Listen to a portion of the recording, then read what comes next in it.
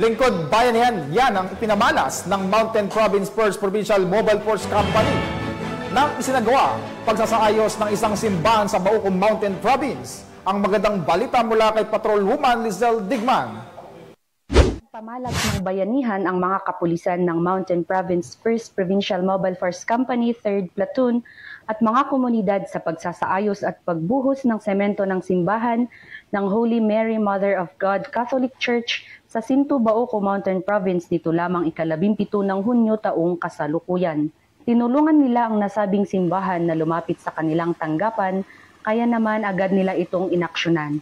Ito ay patunay ng kanilang dedikasyon sa paglilingkod, pakikipagkapwa-tao at pagtangkilik sa mga pangangailangan ng kanilang mga kababayan, mga pamilya at komunidad na kanilang pinagsisilbihan. Ang pagsasaayos ng simbahan ay naglalayon ding mapalago ang espiritualidad at palakasin ang pagkakaisa at ugnayan ng kapulisan, simbahan at mamamayan tungo sa matatag at maunlad na bagong Pilipinas. Mula dito sa La Trinidad, Benguet, ako ang inyong PNN correspondent, Patrol Woman Digman, alagad ng batas, tagataguyod ng Balitang Pulis. Maraming salamat sa Patrol Woman Digman.